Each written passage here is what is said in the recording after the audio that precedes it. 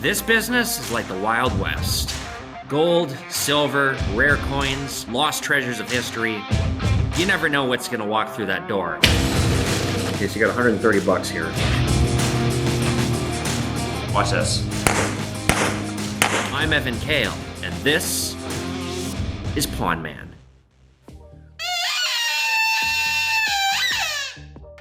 BBB's been arrested. It is unbelievable what happened. Sure enough, as I told the FBI, he crossed state lines. He went over to Wisconsin and he tried to grab a roll of gold coins from a gold shop, like an attendant was helping him. And this person had a tube of 20 gold coins and BBB just grabbed it and ran out. And the security guard at the store, at the coin shop, chased him, and BBB tried to run him over, and the dude fucking drew his gun and fired 3 shots at him, and then it was like a chase, and police arrested him, so now he's in custody. But I don't know if they know that it's the same guy as here, because like all of us gold dealers have been talking, and we're all like, ha, it's totally him. So I'm gonna call them and see if they know who they have arrested, and if they have like an FBI contact, because like this is federal at this point, so I want to do my due diligence and just make sure that every charge that this fucker is guilty of sticks. Okay, so one of my followers just sent me this. This is the Blubbery Bullion Bandit's Minnesota criminal history now that we have his real name. Holy shit, look at all this. So like, these are all thefts. This is page 1,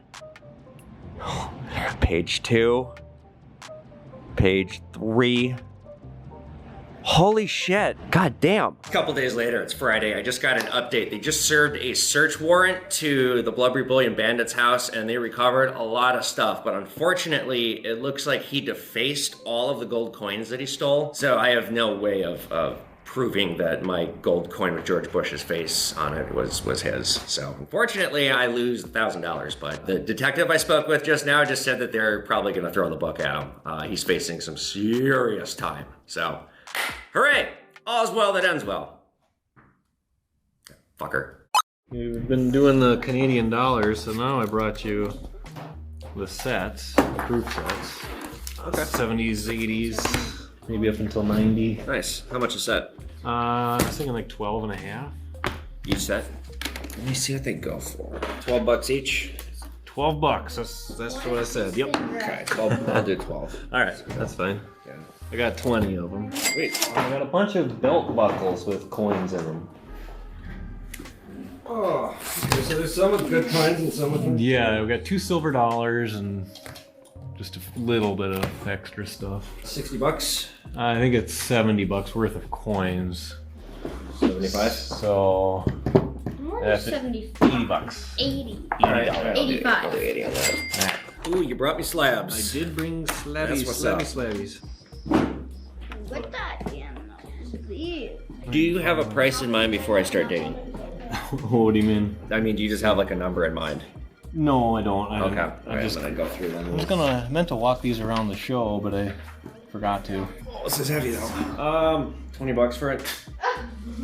Yeah, okay. Alright, I might want to display this. Yeah. Cool. Is that it? That's it today. 1734. Yeah, baby. This is like. If you want to double check here. Yeah, I'll go through it quick. Just sold for 65. I probably could have charged more, actually. Okay. Let's open it up and see if there's gold in it, because I swear to God, one day something like that's going to happen where I'm going to buy something for nothing, and I'm going to open it up, and I'm going to find gold. Yeah, we'll do okay. I got 2 antiques I'd like to show off. So the first one, lady came in with a pile of knickknacks. I paid her 10 bucks for everything, and she had these. Now at a glance, I didn't know what the heck these were. I see OPA on it. I offered her $1 for all these. What these are, you guys, are OPA tokens. They were issued from 1942 to 1945. During World War II, the government started the Office of Price Administration. It was an effort to ration scarce commodities. And so what they did was they issued books of these tokens to households. And these tokens were required to buy certain things like meat, essential items, tires, gas, things that had to be rationed during wartime. So they had no value. They had a fixed price that these bought. Stores had to take them. They would issue change in these back. Blue would coordinate to processed foods. Red was like meat. They made 900 million of the blue tokens and 1 billion of the red ones. So because, although they're from World War II and they're interesting historical items, because they made so many of them, and because they're not made from any kind of precious material, I offered $1. That was actually a fair price. So there's not a whole lot of value here, but it is an interesting piece of history because I didn't know what these were. I saw this and I had to look it up. And then the other item I have, shit, I actually can't remember the name. My jewelry person picked this out because this is actually unusually expensive, even though this thing is pretty ugly. I think I only paid silver value for it, so I must have only paid, let's see what it weighs. 18.6. I probably bought this at like 14 bucks, and this is worth like $100 at least. So again, I apologize, I forget the exact name, and I'm not seeing my jewelry person. Well, I'm about to go on vacation, so I'm not gonna see her for 2 weeks, so I just gotta wing it and say, hey, look at this cool thing, I forgot the official name. So these are turquoise beads. Like, these are actual turquoise, and then it's set in sterling silver. This is like this weird thing that they used to do during the Civil War, where you're going off to war, and you have a locket of your lover's hair, and you put it in something like this. You can put a photo in too, but traditionally, it was used for a hair locket. Maybe that was the term, hair locket. So these are like randomly very collectible and expensive. And like, this is one of those things, I saw it and I looked at it and I thought, oh, that's kind of hideous. And yeah, paid, didn't really think about it. And then it got picked out to me. But one of those like weird things, and I have come across these before, where I've seen photos of either people that are like long dead or like straight up, like I saw a locket of someone's hair in one once, but I had forgotten what it was. So this I'm gonna do well on. This, it's not even worth my time, what I just made a TikTok about. Next person who buys a signed copy of my book, I'm gonna just throw this in with it as a bonus. Comes the random weird things. My mom's little baby bracelet. I think it's because it's so tarnished. Yeah, that's plated. Big old thing. Okay. How about copper? Copper I don't buy. Okay. At least not now. Okay. Well, let me see it. Oh, it's copper jewelry. Yeah, I'll buy it. Okay. This was part of a piece of copper jewelry. Let me see. It's got a little thing on it.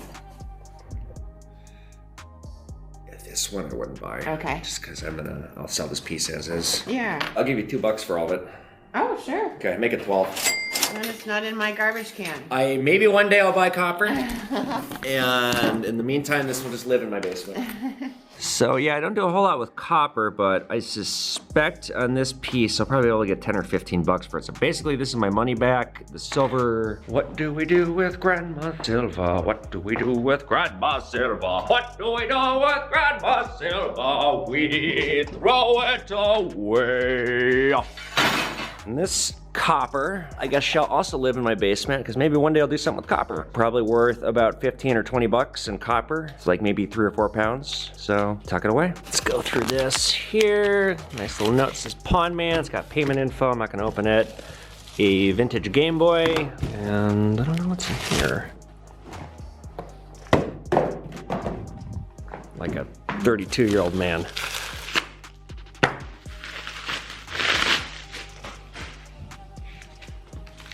Oh yeah, good.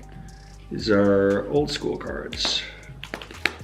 Got ourselves a $600 Pokemon lot. We already agreed upon a price. He wanted like 8 or something. I was like, no, 6. He's like, how about 7? I was like, no, 6.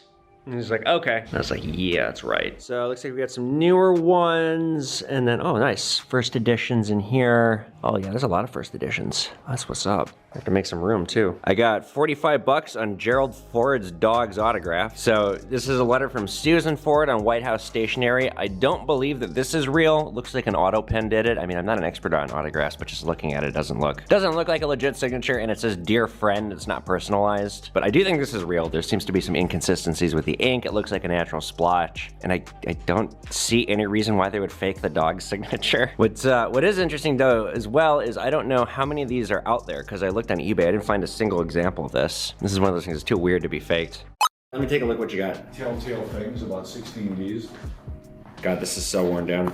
Well, I know. These are 2 key date Mercury dimes. We're trying to figure out if they're real or not. They are so worn down. So each of these weighs 2.2 grams. They're supposed to weigh 2.5. That's believable.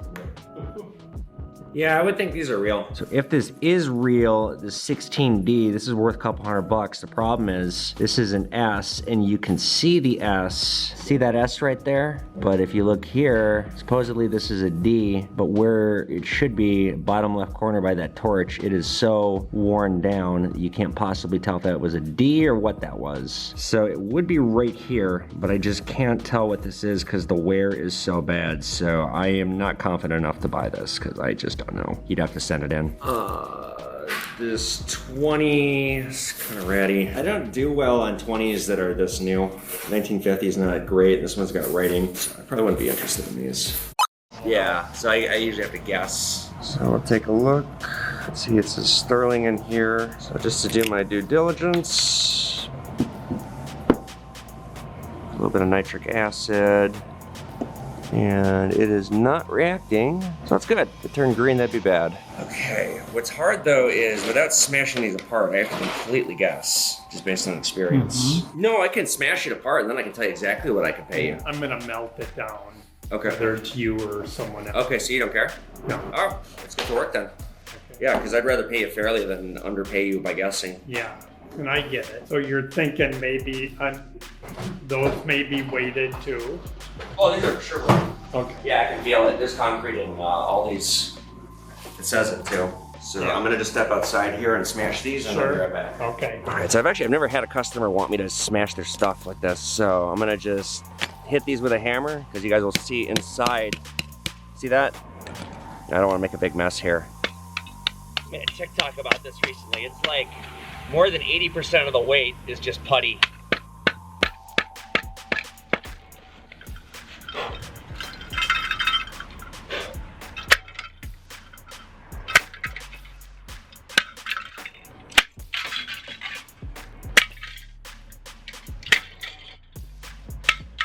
So you guys see that? This is what's left. And this is all putty. This is all shit that was just in there. Like most of the weight. Okay. That was easier. Yeah, that one doesn't. Well, these ones have like pins Oh, they do? and stuff in them. Yeah, so it makes it a little bit harder. So it doesn't. Got pieces coming off of me. Okay, so $365 here. Okay. And did you have more? I'd have a set of sterling. You want me to measure it? You mean the weight? Yeah. Sure. It'll probably get melted down unless you have a really rare pattern here. Nobody wants this anymore, Okay. which is unfortunate. I did get an offer for resale on that. What was the offer? I'll tell you after you tell me. Okay. Sorry. That's okay. $14.60 Okay. on this set. What was the other offer? $12.87 or something. $14.60, and then I think I said $360. 365. So it would be $18.25. Yeah, I need to get one more quote. Okay. If you get a higher quote in writing, bring it back here in writing on whoever's stationery you go and see, Okay. and I'll try and beat it. Well, let me help you get it back out to the car, and then hopefully I can see you later thank today. you. Sure. And do you have a card? Yep. Well, at least I got some content out of it. That's really annoying. Though I guarantee you he'll be back. Or I think I will have the highest offer because I was paying him.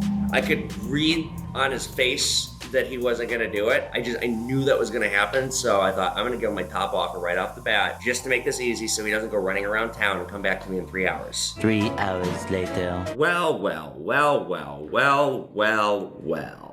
Look who's back. I should drop my offer by $300. We had the highest offer? Well, I checked one other place. And yes, you're a little higher. Thank you. And after the fact, I mean, it took him 10 minutes. He said, well, we charge $50 For what? for a quote.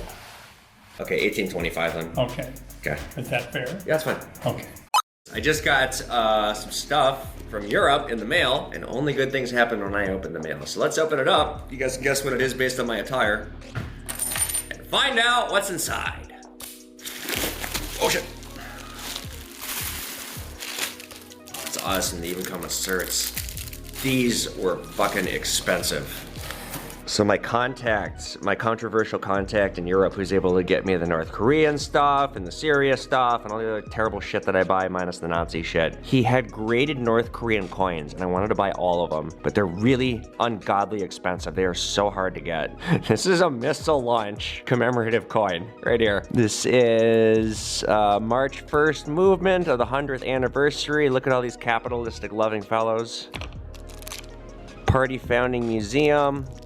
Pyongyang joint meeting, Oh, this must have, maybe this was from Trump's visit. 30th anniversary of North Korean coinage. I want to say I paid like $200 a coin on these. So I gotta look again and see how much they all cost and figure out what I'm gonna sell them for. I paid about $250 a coin. Okay, they're 400 bucks each then. I'm not surprised this is the first to go. I sold the missile launch commemorative. I got 400 bucks on it. I have $270 into each of these coins, so pretty good profit margin, but because they're so rare, I can charge what I want. Somebody was trying to sell me more North Korean commemoratives that were ungraded, and they wanted $375 a coin. So, you know, I'm selling graded ones at $3.99. That's I think that's a fair price for this, given how rare this is and how few of these are in the United States.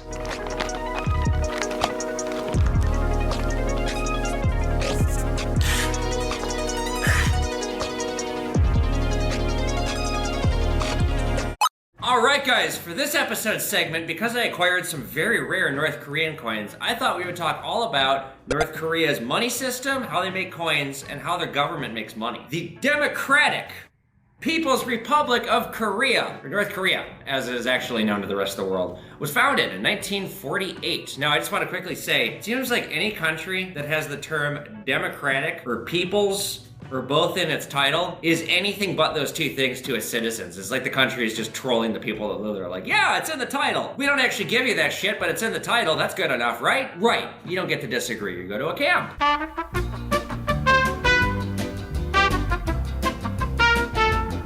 So North Korea has been known as the Hermit Kingdom actually since the 1880s. It has been a country of a lot of isolation, and obviously now North Korea continues to uphold that title and be very isolationist. In the early 1900s, Korea was basically taken over by Japan and subjected to a lot of really horrible shit, especially during World War II. See, Korean slave labor, comfort women. The whole country was basically just enslaved by the Japanese war machine. In the north, Kim Il-sung was backed by the communists, by Stalin, and they were fighting the Japanese because Russia and Japan hadn't gotten along for a long time. See the Russo-Japanese War of 1904 and 1905. Japan and Russia were at odds with each other, and they were fighting kind of a puppet war through Korea with the Soviets backing the North Koreans, although at the time it was only one Korea. So as World War II was drawing to a close, the communists and the Western powers decided to split up Korea, kind of like how Germany was going to be split up. They arrived at the 38th parallel. They basically just drew a line through Korea that didn't really mean anything to the Korean people.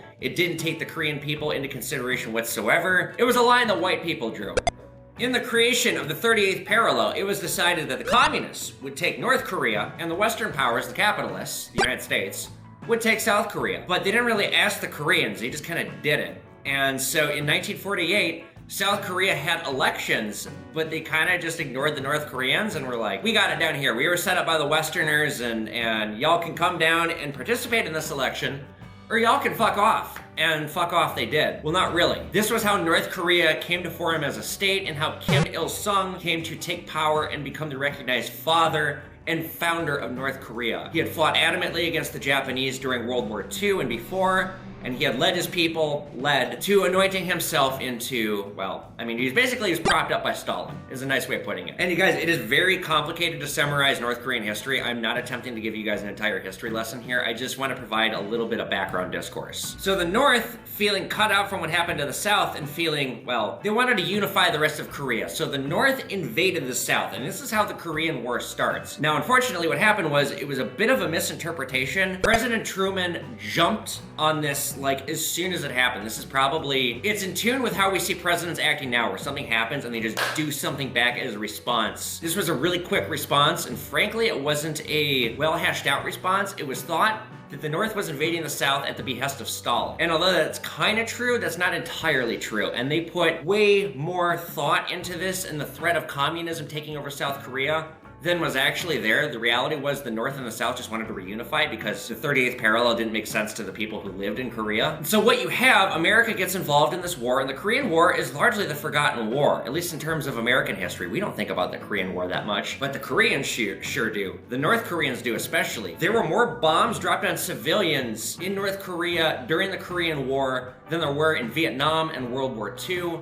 The firebombing was terrible. The loss of civilian life was very, very horrific. On top of that, American generals wanted to use nuclear weapons. General Douglas MacArthur got fired for this. He requested nuclear weapons being used in the Korean War over 20 times. His replacement requested them almost 30. Might even be higher than 30. I just heard a podcast about this. His replacement also wanted to turn the 38th parallel basically into a radioactive wasteland, like a radioactive line. They just wanted to dump toxic sludge so that nobody could go across it. The threat of communism was that irate. Because the Truman administration overemphasizes the communist and the Stalinistic push of the North invading the South, and just they see a war that isn't quite there. It is there, but it isn't there to the degree that they think that it is. So they go gung-ho on this war, and they kill a lot of civilians, and they really piss off the Koreans forever. That is why you see today America is the great Satan, the great enemy. It is because of the Korean War and just how horrific the bombing was. I'm not excusing the North Korean regime at all. They're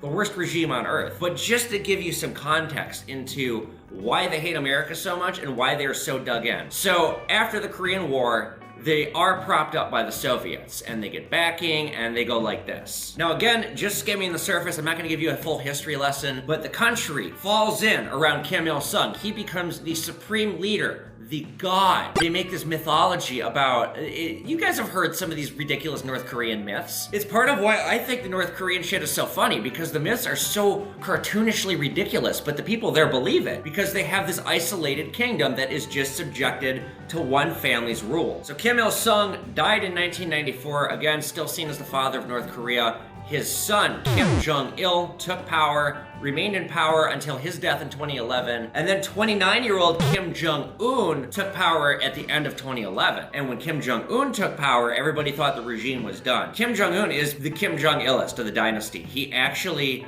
is one of the smartest dictators in modern history. I don't think his regime is gonna collapse because of how he is a great tactician. He has made some incredible gambles. He has done some things to attempt to modernize the country, and yet he strengthens his own power by creating an illusion of capitalism. But going back before Kim Jong-un's reign, before Kim Jong-il's reign, after Kim Jong-un had solidified his power for life and anointed himself to this throne of ridiculousness, you get the government that he forms around him. You get the Bank of the Democratic People's Republic of Korea. And so this is who makes the coins, the Central Bank of the Democratic People's Republic of North Korea. Korea does have a monetary system. Despite having a system of capitalism, they do have a currency. They issue paper currency, they issue coins. The coins are not made from precious metal, and they're worth, 1 won is worth about 1/10 of a penny, and 1 chon is worth about 1/100th of a penny. These coins here are commemoratives, and the North Korean government does make commemorative coins in silver and in gold, but they do it mainly as state-sponsored gifts or as state-issued gifts. They will make them for specific reasons, the mintage will be very low, and the government officials can give them out as gifts. They are not meant to be traded or circulated. But the most important aspect about North Korean coinage is it does not belong to the people. It is the strict property of the state, and if you are caught bringing it out of the country, whether it be a currency note, or a coin or whatever, you can get the death penalty. North Korea does not fuck around. You know, I was joking about this earlier. I bet they have a file on me. I've made enough jokes and my jokes have gotten enough views. They have their own CIA. They look for threats to the regime. Anybody making jokes about the regime is therefore a threat. It was kind of hard to find this information. From what I found, there are about 150 different kinds of commemoratives that the Central Bank of North Korea has issued.